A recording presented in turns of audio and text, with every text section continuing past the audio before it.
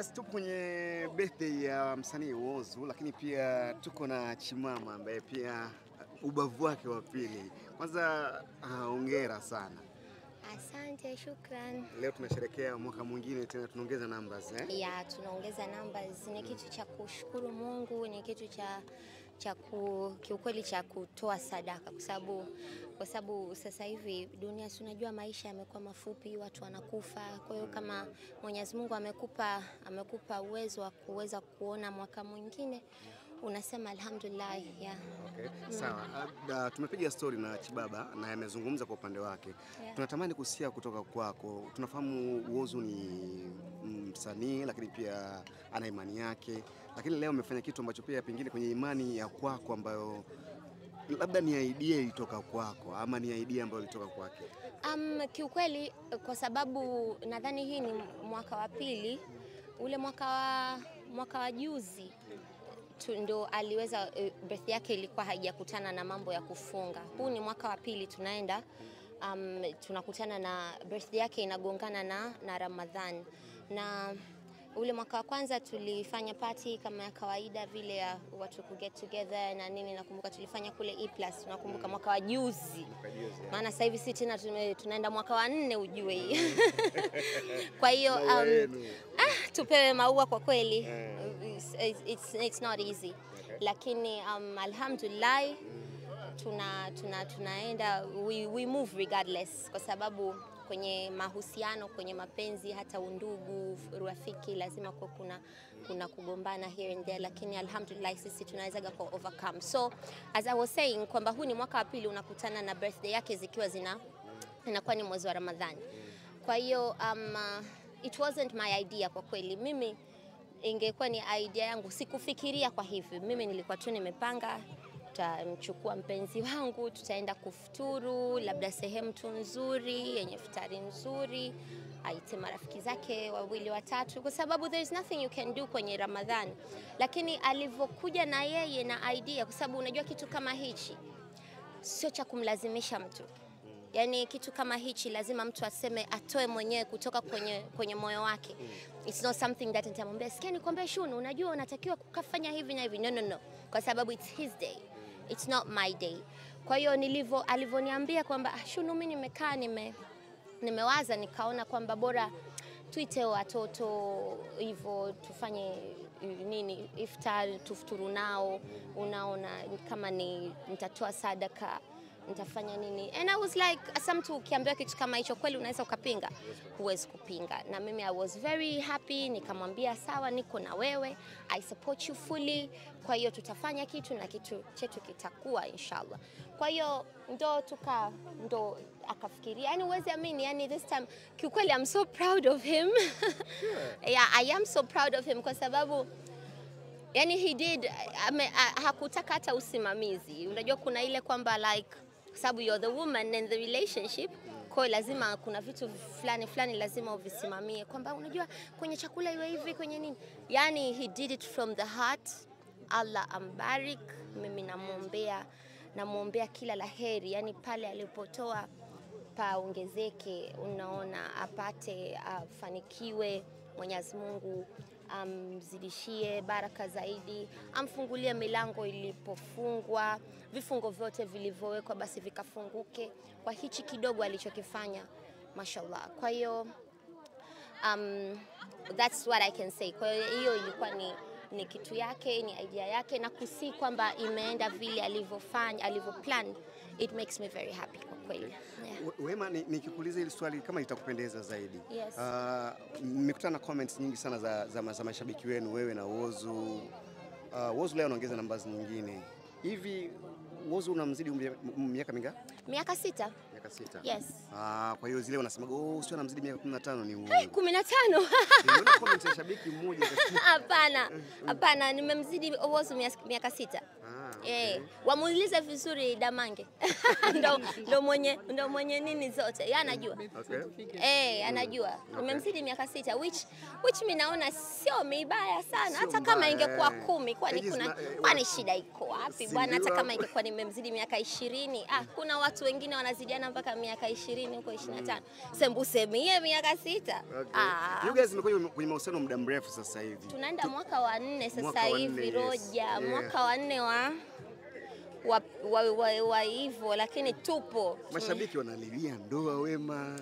Sasa hiyo ndoa ni, unajua mimi nasema kila siku.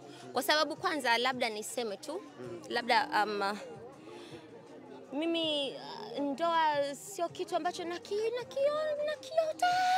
Sijui unanielewa. Na sio kitu ambacho labda nakitamani. Okay, kwa sababu pia nimeona watu, nadhani imeniharibu psychologically, watu wangu wa karibu pia, ndugu zangu, rafiki zangu, nimewaona ndoa zikiwafanya.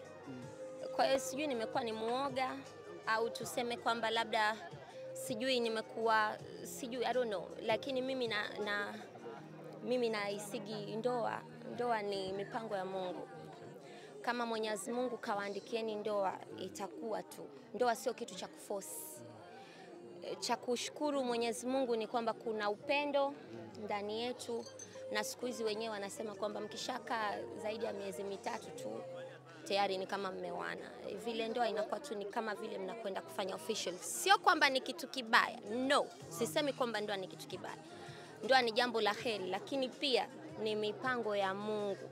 Sio kitu cha mimi hapa kusema nataka au cha Shunu kusema mimi nataka leo. No, kama imeandikwa, Allah kaiandika, basi itakuwa inshallah. Na hiyo hali yako ya kutotamani ndoa imeanza lini? Sio hivyo, umeshai kunisikia hata siku moja mimi nasema natamani kuolewa? Mimi nimeshai kusikia. Watu wanajua kwamba mimi natamanigi mtoto.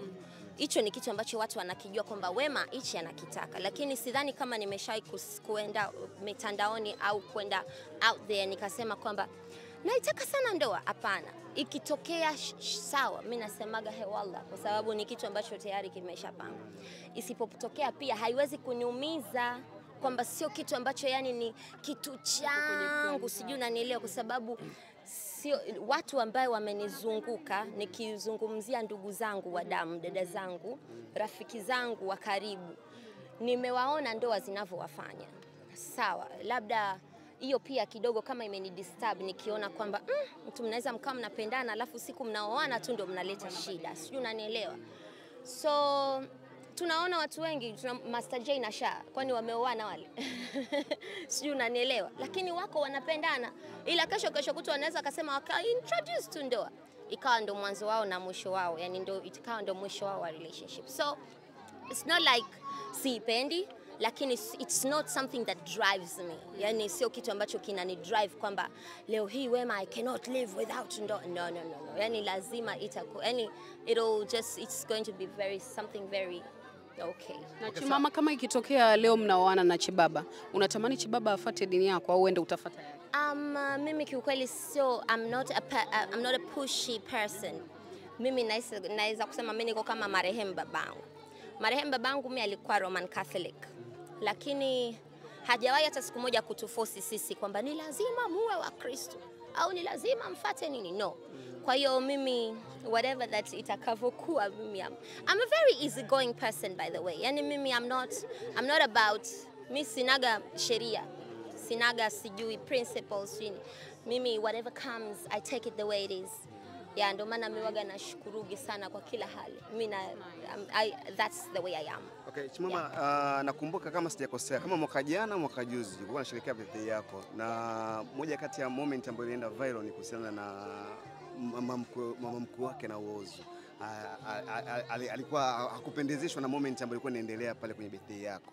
So far mahusiano ya Whozu na mama mkuu wake, kwa maana kwamba mama yako yakoje sasa hivi? So umesha clear? Yako okay. Yako okay, and that is kwa sababu mwisho wa siku mimi nasema kwamba maisha yangu mimi ya mapenzi hayo hayamhusu mtu yoyote, not even you. Yananihusu mimi na mpenzi wangu, hayataki kumhusu mtu yoyote mwingine. Kwa hiyo hata kama mtu hapendi, as long as mimi na mwenzangu tuko sawa, the rest don't matter. Yani that is how I feel. Whether I'm right or wrong sijui, lakini ninachojua ni kwamba mama hana shida, mama yuko okay. Lakini this goes out to everybody out there. This is not about my mom or my family. To anybody out there, kama ana shida na mahusiano yangu mimi, basi that's up to them. Okay. Kwa sababu mimi sijawahi kuwa na shida na mahusiano ya watu wengine. Kwa nini wao wawe na shida na mahusiano yangu mimi? Mimi waniache, niko happy, niko very very okay. Sijawahi kumlilia mtu shida kusema kwamba kuna nini whatever. Na hata the other time nakumbuka kulikuwa kuna video ilienda viral, mimi na Lia. Yeah. Watu wakasema kwamba eti ni wozu. Mimi sijawahi kusema. Mimi nilikuwa napitia kwenye kipindi kigumu, nilikuwa na undergo issues zangu. Tena nakumbuka that day nilikuwa nimepigiwa simu na mchungaji mmoja, alikuwa ananiambia kuhusu masuala ya kuniombea kusudi ya kupata mtoto. And I was in my very lowest mood, sijui unanielewa. So after that I was just not feeling okay and I just decided to let it out. Kwa sababu kwenye kulia kwangu sijawahi kusema kwamba nalia kwa sababu ya Chibaba. Ila na watu tu wakaenda wakatoa na wao wakaya judge mambo walivyoweza kuya judge. Lakini at the end of the day you cannot stop anybody from thinking whatever they want to think. Kwa hiyo hivyo mimi waga na waachaga tu. Okay, ina maana shida yenu iliyotokea na Chibaba haijawahi kukufanya ukawa lonely, yani haijawahi kukupa sadness yote? Yani kwa sababu of course ukigombana na mpenzi wako lazima uwe lonely, lazima uwe sad. Na mimi na Chibaba ni practically kama tunaishi pamoja. Yani ni kama tunaishi pamoja. It's like we're practically married. You know? Kwa hiyo kuna yale mazoea too much. Kwa hiyo nikiwa siko okay na mpenzi wangu, nisipomuona siku mbili siku ngapi, of course lazima itanini. Lakini hatujawahi, mimi ninavyokuambia, hatujawahi kukaa apart na Chibaba for more than 4 days. Yani tutagombana tokea tumeanza relationship. Tutagombana, lakini tutakaa apart maybe siku 2, ya 3 tumeshapatana. Kwa hiyo ni vitu ambavyo ni vya kawaida vinatokea katika maisha ya mapenzi. So it shouldn't be surprising. Nani mara nyingi wanasuluhisha mahusiano yenu? Mara ya kwanza wakati tunaanza mahusiano ilikuwa ni watu wetu wa karibu sana sana, atakuwa labda dada yangu au labda mama yake au labda rafiki wa karibu vile kina Natalie BSN. Lakini sasa na wao ikafika point wakachoka. Maana unajua wanasema watu mkipendana sana mnagombana sana. Na sisi tunaweza tukagombania kitu cha kipuuzi kabisa, alafu tukanuniana, and then tunaanza kuwasumbua watu. Lakini sasa hivi imefika point sasa tunaona ndugu yangu ya kwetu tuyamalize wenyewe, kwa sababu hakuna mtu ambaye tena yuko tayari kutusikiliza. CS2 Kids, CBSN, si nani, yani wote wameona kwamba mtajijua wenyewe, mkigombana msituhusishe. Na mama wewe una wivu sana. Mimi na wivu? Ndugu yako hujawahi kumsikia wivu wake? Kwenye kusema watu wanawasuluhisha. Mimi wala sina wivu. Ndugu yenu ndo ana wivu. Sawa, kwenye kusuluhisha sawa. Inasemekana pia mambo yake ya management yaliwahi kuwa yanaingilia mahusiano yenu. Maybe labda kwenye kushauri, kwenye kumpangia which yeye anajiona yuko in love, ila wao labda kuna vitu wanaviona. Imewahi kutokea vitu gani labda wanaviona? Imewahi kutokea namna yote management yake imeingilia mahusiano yenu wewe na Ozo? As far as I'm concerned, mimi sijawahi. Kwanza apart from everything, mimi naweza nikasema kwamba like hata kuna kipindi nilikuwa nikigombana naye nampigia simu Freddy, nampigia simu Frankie, hivyo. Kwa hiyo hawajawahi kuwa na shida, lakini I think this is something that the social network inakuwaga ina create, kwa sababu social network wanatuportrayia picha yao ambayo wao wanahisi tunaishi, which they don't know the reality. Lakini in real sense there is the social network life and then there is the real life, which is this that we're living. Hicho ndio kitu ambacho watu wanakuwa wanashindwa kuvi-connect sijui au kuvifanya yeah, so I don't know how people wanakuwa nachukulia, I don't know, sijui yani sina cha kusema zaidi. Chimama, kwako ilikuwa inakudisturb kuhusishwa wewe kutoka Whozu kule Too Much Money, wakakuhusisha na wewe kwamba ukishauriwa kuhusu mapenzi unaacha lebo? Sasa unajua nikwambie kitu mami, mimi waga kitu ambacho naona hakina ukweli ndani yake mimi wala hakinisumbuagi, na ndio maana vya mitandaoni waga na viachaga tu mitandaoni. Kwanza mimi mitandao sio kitu ambacho nakipenda. Ni sio kitu ambacho nikikwambia mimi naweza nikapost picha na kuondoka. Nisiingie Instagram hata, yani naweza nikachukua muda mrefu. Acha kusoma comment. Muda mrefu. Siku nikisoma comment lazima utajua. Okay. Kwa sababu lazima nijibu. Kwa hiyo na mimi ndio maana waga kuaga nasoma comment alafu hi mommy. Unaona, nasoma comment and then na post kitu changu and then naondoka. Nikisoma comment kimeumana. Wema, nimekusikia kitu hapa nitakimekuu kwa sababu pia kitaenda mtandaoni, kitasambaa. Yeah. Wewe unaamini kwenye ndoa? Mimi siamini kwenye ndoa kiukweli. Yani mimi ndoa sio kitu ambacho kinani drive. Okay. Yani ndoa is not something ambayo I cannot live without. Ikitokea sawa, hewala. Isipotokea pia sio kwamba itaniumiza au nitakuwa niko Mungu wangu demoralized, I can't eat, I can't sleep. No. It's not something that drives me. Kuna kitu umekisema kwamba wewe na Whozu mko kama mko kwenye ndoa. Yani maisha yenu mnavyoishi. Yes, kwa sababu we practically live together. Yani kwa nini usihalalishe? Sasa hiyo ni mipango ya Mungu. Yani unaponi question hivyo kama you're questioning God, you know? It might be something that he wants, it might be something that I want, lakini it's just maybe it's just not the right time. And when the right time comes, itatokea tu. We won't be able to stop it. Lakini sio kwamba eti tuwe pushed. Yani kwa sababu maybe watu wanasema wanataka ndoa basi na sisi hapa tunataka ndoa sasa hivi inabidi tu kwa sababu nimeuliza kwa upana ina mengi. Hata alikuuliza Roja hapa kuhusu mama moja kitu mama kufurahia kumuona anasikia Whozu mnaishi lakini hajaenda kutambulishwa. Yani kwa nini lakini kwa sasa hivi she knows, anajua. Okay. Na sio ni upande zote mbili wanajua. Sio upande wangu tu, hata upande wake wanajua. Kwa hiyo it's something that's there. Ndio maana nasema hivi, ile swala la ndoa hiyo ni mipango ya Mungu. Ndoa ni mipango ya Mungu.